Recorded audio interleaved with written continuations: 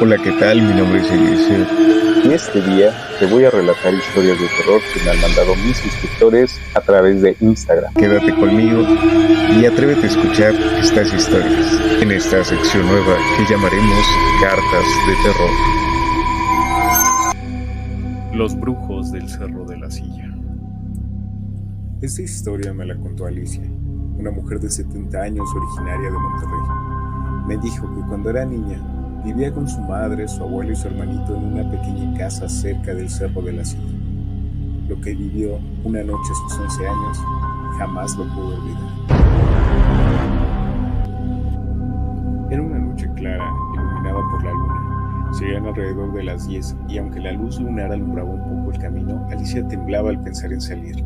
Pero en aquellos tiempos me dice que no podías negarte a hacer lo que te mandaban, y su madre le envió junto a su hermanito de unos escasos 7 años a sacar agua del viejo pozo que estaba a unos 20 metros de la casa, justo al borde del cerro. El miedo la atenazaba, pero se armó de valor. Tenía que proteger a su hermanito. Mientras avanzaban por el estrecho sendero, escucharon gruñidos. Alicia no se alarmó. Pensó que serían perros callejeros. Aún así decidió que lo mejor sería regresar rápido, antes de que uno pudiera lastimar a su hermano. Cuando tomó la mano de su hermanito para dar la vuelta, él se detuvo y señaló con insistencia. Alicia dice que su hermanito le dijo: «Mira, Alicia, mira, son 3 perritos nada más, están sentados, déjame acariciarlos». Ella dice que se molestó un poco, pero cuando siguió la dirección donde señalaba el dedo de su hermano, su sangre salió. No había perros. Frente a ellos había 3 figuras humanas, 2 mujeres y un hombre. Las mujeres tenían el cabello negro y alborotado, mientras que el hombre lucía una gran barba espesa. Estaban vestidos con harapos, como si fueran sus ropas trozos de tela deshilachada. Los 3 se sostenían de las manos, inmóviles, y miraban fijamente a Alicia y a su hermanito. Dice que sus ojos eran oscuros y profundos, vacíos, como un cielo sin estrellas. Cuenta que sintió que sus piernas se paralizaban. Quiso gritar, pero no le salió la voz. Su hermanito, que no se daba cuenta del horror, intentó soltarse de su mano. Le decía: «Vamos, Alicia, quiero acariciarlos», mientras retorcía su mano para zafarse. Ella no entendía qué es lo que estaba pasando. Solo escuchaba que decía: «Vamos, Alicia, quiero acariciarlos, por favor, déjame acariciarlos. Mira, están bien bonitos y están sentados los 3». Ella reaccionó de golpe. Dice que jaló a su hermanito con una fuerza, soltó la cubeta y echó a correr hacia la casa. Su hermanito lloraba mientras ella lo arrastraba por todo el patio. Su mamá salió al escuchar los llantos y le preguntaba que qué había hecho, por qué lloraba su hermano y dónde estaba el agua. Alicia dice que no podía responder, que sentía que estaba en shock.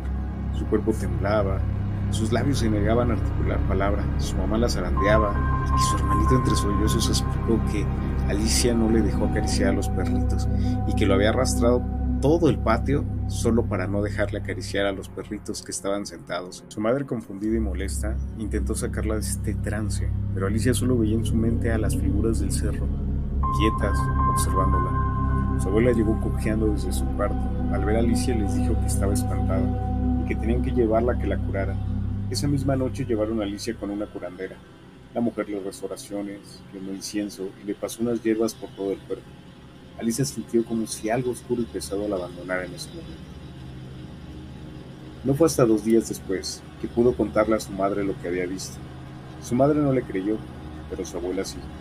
Le dijo que esos que vio eran brujos del cerro que bajaban por los niños en las noches. Alicia jamás volvió a ir por el agua de noche.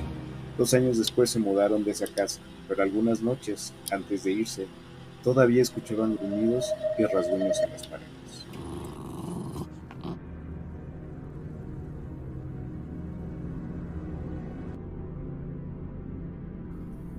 El espíritu del viento. Esta historia me la envió Vanessa. Ella es una profesora de 37 años que vive en Las Vegas. Sus padres, originarios de Puerto Rico, le transmitieron muchas tradiciones y creencias, algunas de las cuales nunca imaginó que cobrarían vida de manera tan aterradora. Vanessa me cuenta que había crecido escuchando las historias que su abuela le contaba sobre espíritus malignos y que, según las leyendas, acechaban a aquellos por maldiciones generacionales o por encargos de alguna bruja. Su abuela advertía que estos espíritus podían viajar con el viento, dejando tras de sí un olor a cenizas y azufre. Cuenta que cuando pasó esto, una noche calurosa en Las Vegas, ella se había quedado trabajando tarde en casa, corrigiendo exámenes. Hacía calor y solo había una pequeña brisa nocturna que entraba por la ventana abierta, dando ese peculiar aroma a tierra seca. Comenta que de repente el aire cambió. Un olor penetrante entre azufre y algo rancio invadió la habitación. Vanessa dice que se levantó para cerrar la ventana. Justo cuando iba a hacerlo, escuchó un susurro que se filtraba entre el viento. Una voz grave y entrecortada que pronunciaba su nombre.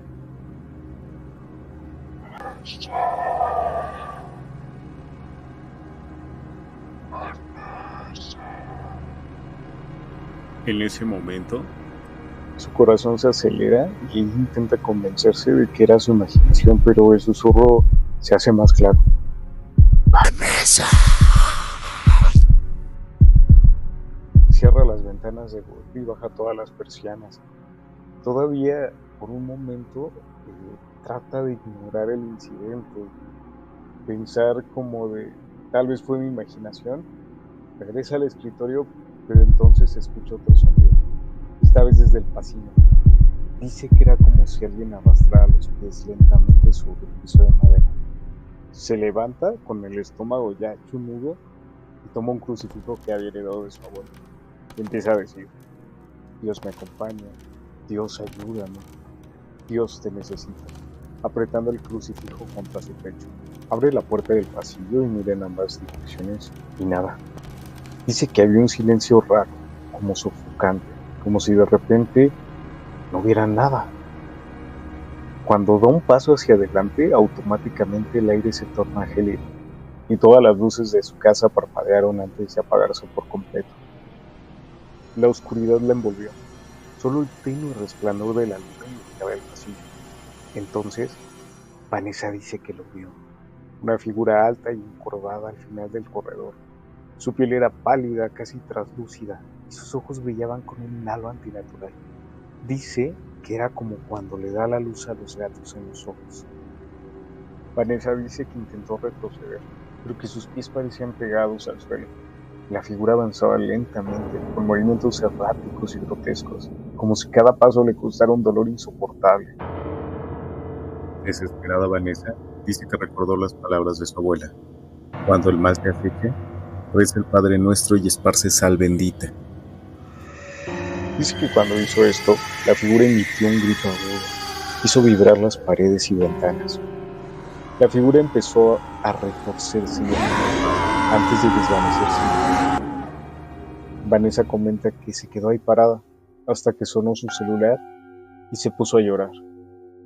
Cuando pudo moverse y serenarse un poco, llamó a su amiga Luz y esta fue por ella, ya que no quería quedarse sola en esa casa.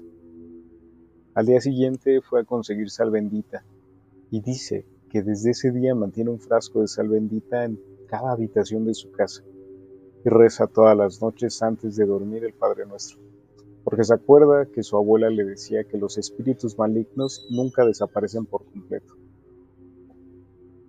Hasta la fecha, Vanessa no sabe si este espíritu o lo que sea alguien se lo envió o por qué le pasó esto.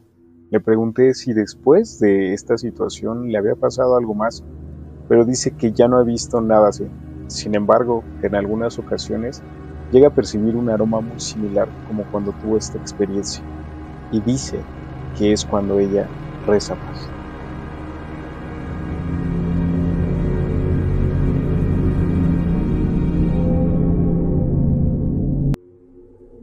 El ritual de la barranca. Esta historia me la envió Laura. Ella me platica que cuando le pasó esto era estudiante de psicología. Me dice que trabajaba en un proyecto sobre creencias populares y para ello había oído historias de una barranca en Villa del Carbón, en el Estado de México, donde se decía que desde hace muchos años un grupo de brujos realizaba sacrificios para invocar entidades oscuras en el fondo de la barranca. A Laura esto le pareció increíble, ya que se apegaba mucho a su trabajo y se le ocurrió ir a investigar, especialmente por la cuestión de las creencias, ya que su proyecto trataba sobre el fenómeno social de la brujería y lo que puede generar en las personas. Convencida de que eran solo leyendas y de que tenía un buen proyecto, se dirigió a Villa del Carbón. Me contó que sus amigos le advirtieron que no fuera sola, pero el deseo de terminar su proyecto y en parte la curiosidad fueron más fuertes. Laura tomó su auto y llegó al lugar. Comenta que empezó a sondear la zona y a hablar con las personas locales, quienes la dirigieron específicamente al fondo de la barranca. Todos coincidían en que ahí encontraría personas que se dedicaban a la brujería, pero le advertían que tuviera cuidado, que no fuera sola y que no se quedara demasiado tiempo. Incluso le sugerían volver temprano, ya que la barranca estaba poblada por árboles y en la tarde se oscurecía mucho, lo que dificultaba ver dónde pisaba.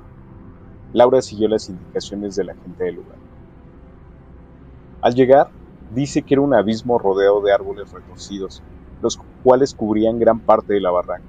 El aire olía a humedad, a tierra vieja y algo en descomposición.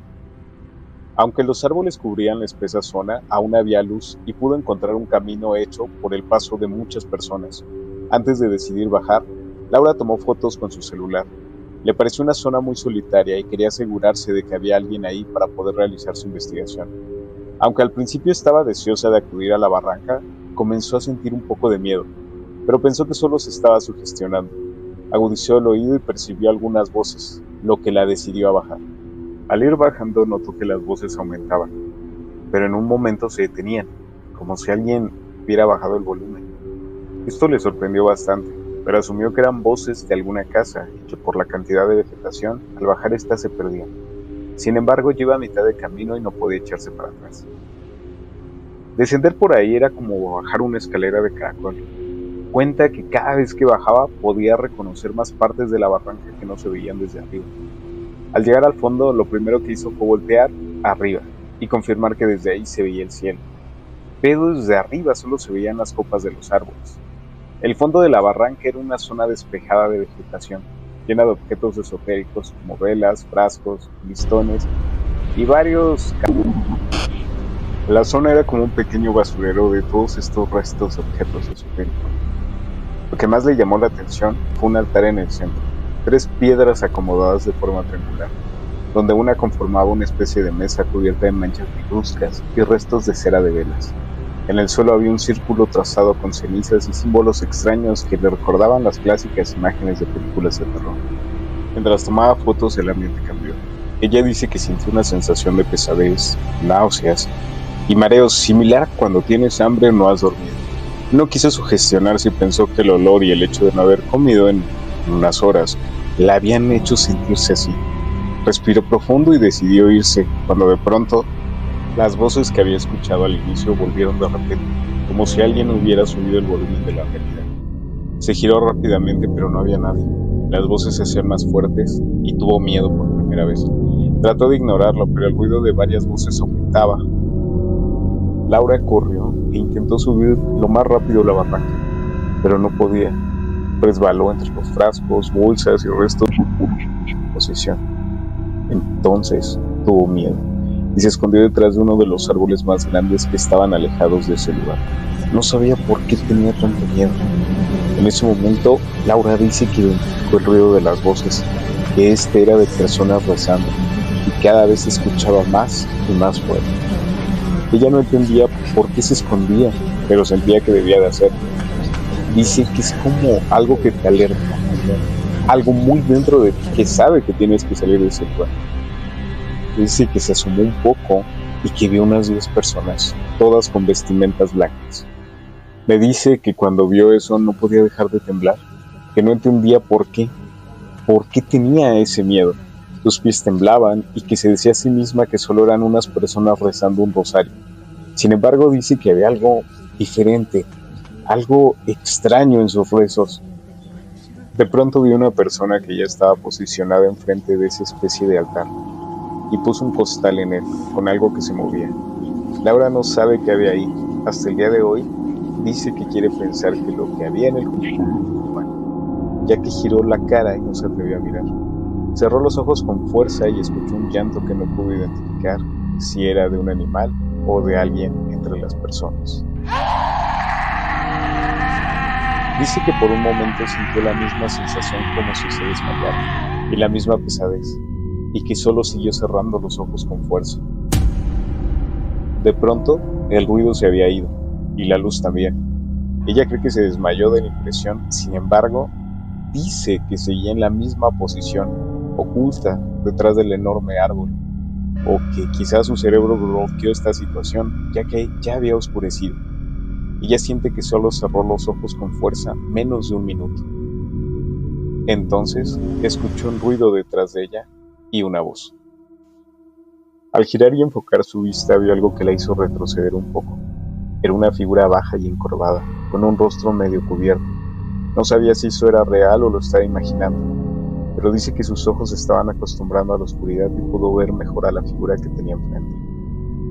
Era una mujer encorvada de edad avanzada, con un mandil amarillo roído por el tiempo, un suéter demasiado grande para su toalla, un chal en el cual cargaba unas ramas a su espalda y en una de sus manos un manojo de hierbas y en la otra una veladora. Dice que su cara no se veía por completo y la luz de la veladora iluminaba solo una parte de su rostro y de su cabello. Laura dice que la mujer habló de nuevo, con una voz gutural y ronca, más parecida a una voz enferma.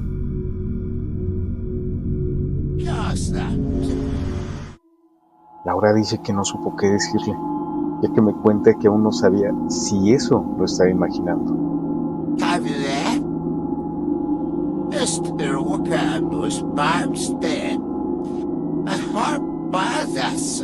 Laura me comenta que no sabía qué estaba pasando, ya que habían pasado cosas raras y aún no entendía qué había visto o escuchado, porque había tenido tanto miedo, como solo cerró los ojos un momento y ya había oscurecido.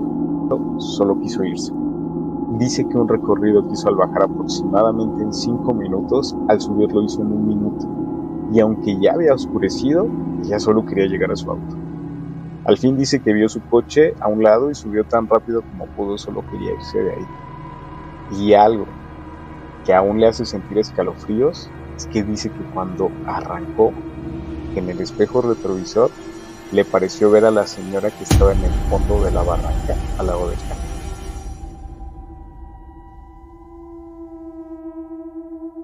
¿Qué historia? ¿Saben? Le pregunté a Laura que cuánto tiempo perdió y dice que fue aproximadamente 2 horas, que no sabían cómo explicarlo y que, bueno, también le pregunté si tenía las fotos, pero dice que se quedaron en la computadora y que no las pudo recuperar. Pero bueno, ¿qué creen ustedes que vio? ¿Cómo perdió esas 2 horas? ¿Y quién era la última persona que vio al lado del camino? Les agradezco a todos los que hayan visto este segundo episodio de Cartas de Terror. Vamos avanzando poco a poco, se intenta cada capítulo mejorar el audio, es difícil. Pero bueno, recuérdenme, mándenme sus historias mediante Instagram o a través de este nuevo correo que tenemos, cartasdeterror, con minúscula, todo junto, .eliezer@gmail.com. Sígueme, comenta, comparte en esta nueva sección del canal, Cartas de Terror.